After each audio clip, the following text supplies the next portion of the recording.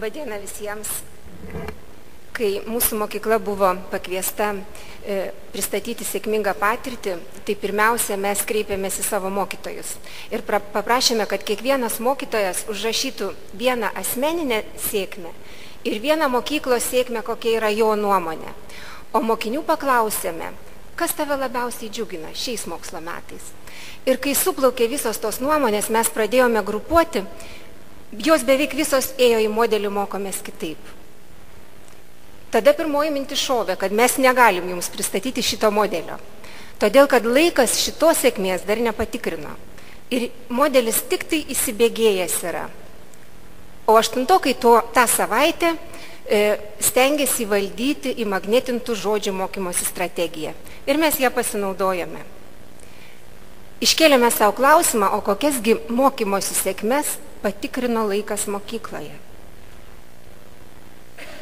Pažangos fiksavimas ir aptarimas, informacinių technologijų panaudojimo strategija, programa Kiekvienas talentingas, konsultacinė valanda, teigiamo elgesio programa, direktorės valandos, integruojamoji mokymosi gebėjimų ugdymo programa, mokinių projektiniai darbai, sportiškiausia mokykla, sąžinės komanda, biblioteka ugdymo organizavimo centras.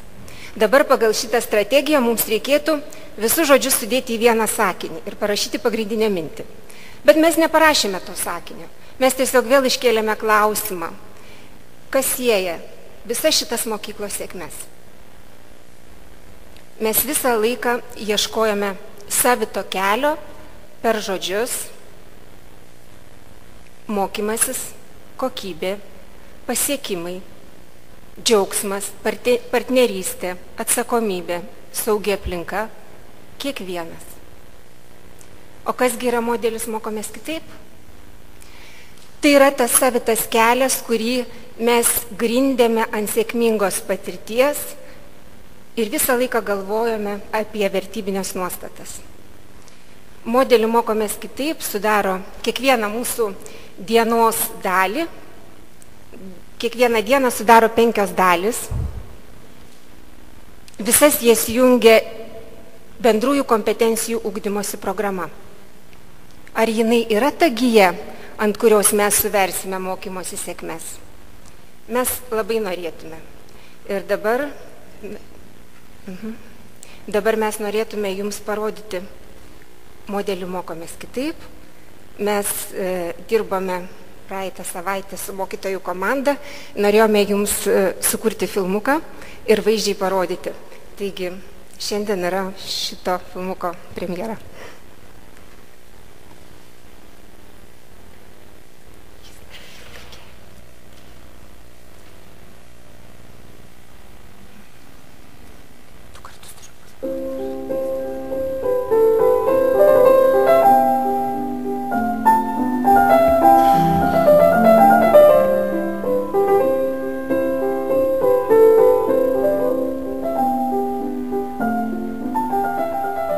Aš žinau, koks aš noriu būti. Aš noriu būti laimingas. Aš noriu būti draugiškas. Aš noriu ilgai gyventi. Aš noriu būti protinga. Aš noriu būti kūrybiška. Aš noriu daug apkeliauti. Aš noriu būti drąsi. Aš noriu būti aktyvi. Aš noriu būti dainininkė.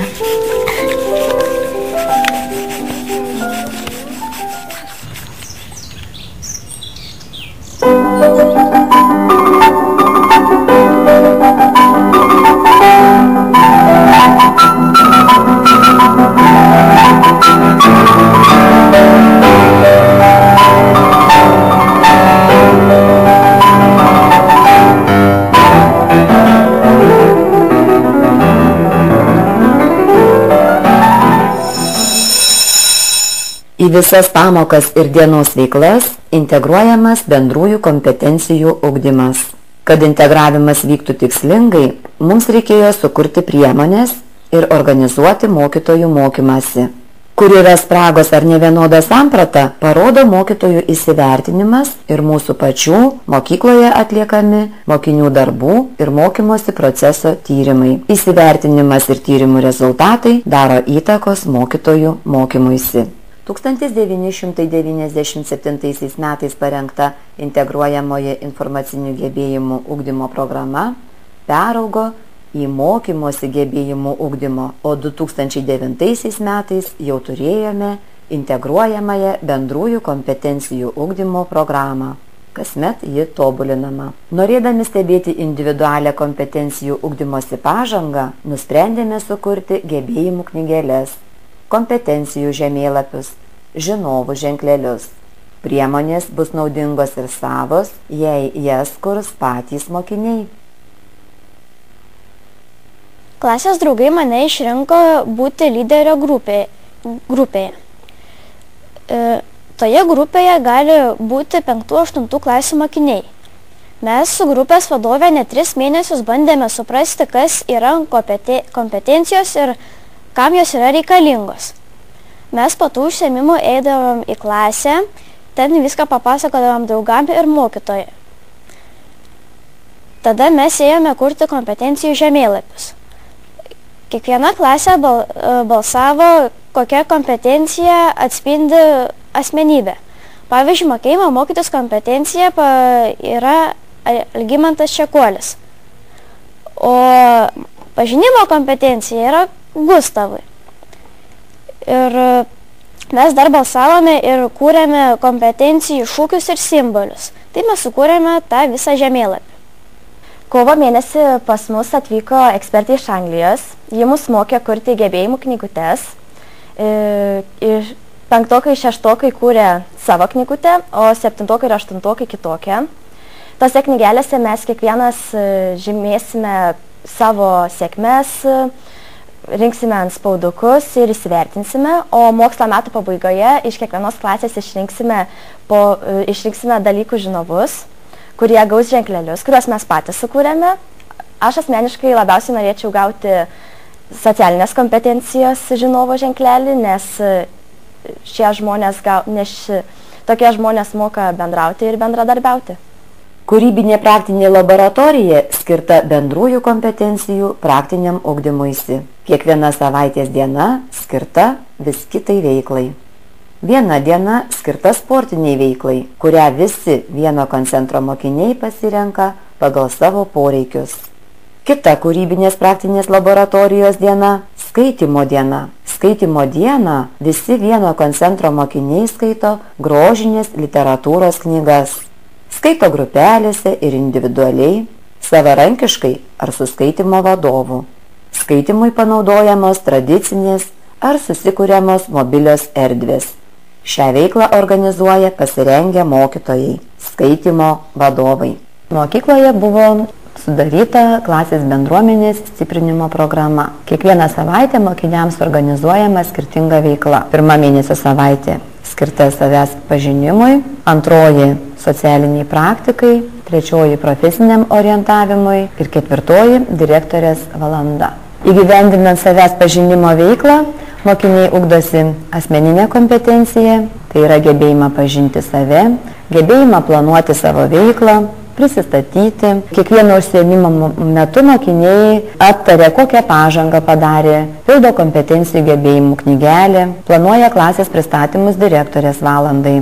Antroji mėnesio savaitė socialinė praktika. Mokiniai ugdosi socialinę kompetenciją. Socialinė praktika yra integruota su savęs pažinimo veikla bei talentų ugdymu. Mokiniai dalyvauja socialinėse akcijose Gelbėkime kaštonus, Kalėdinė gerumo akcija, pilietinėje akcijoje Maisto bankas. Vyksta užsiėmimai skirti patyčių prevencijai, etiketo pamokėlės. Trečioji mėnesio savaitė – profesinis orientavimas. Jiems sudaroma galimybė susitikti su profesijų atstovais. Profesijų mugė vainikuoja visą šios dienos veiklą. Ketvirtoji mėnesio savaitė – direktorės valanda. Jos metu pateikiama aktuali informacija. Klasės pristato savo pasiekimus, o pusmečio pabaigoje kalba apie rezultatus. Mokiniams sudaromos sąlygos viešai pasisakyti. Viena kūrybinės praktinės laboratorijos dienų – projektų diena. Kiekvienais metais projektinės veiklos organizavimas tobulinamas. Šių metų naujovė – mokinys turėjo parašyti motyvacinį laišką, norėdamas patekti į norimą projektinę grupę. Sėkmės kiekvieno vaiko kūrybinė veikla, rašto darbas, vieša kalba. Visą bendruomenę vienyje kūrybiškiausių projektų pristatymas nominacijoms konferencijoje. 5. savaitės diena kūrybinėje praktinėje laboratorijoje skirta menams.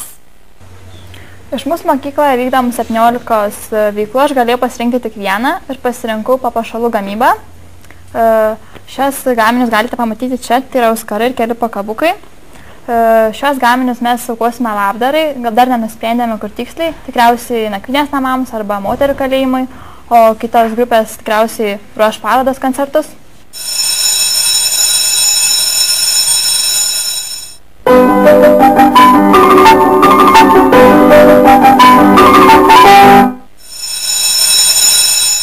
Po pamokų mokinys neskuba į namus. Jo laukia ne tik tos pačios veiklos kaip ir prieš pamokas, bet ir siūlomos kitos. Mokinys gali mokytis konsultaciniuose centruose, ruošti namų darbus, likviduoti žinių spragas, pasirengti kontroliniam darbui. Tokių konsultacinių centrų mokykloje net 17. Be to, mokinys gali bibliotekoje savarankiškai gilinti dalyko žinias, jas įsivertinti. Šiuo tikslu visų dalykų mokytojai kiekvienam koncentrui paruošė užduočių komplektus. Mėgstančiam virtualų mokymąsi užduotis patalpintos virtualioje erdvėje. Vyksta individualūs bei grupiniai psichologo užsiėmimai.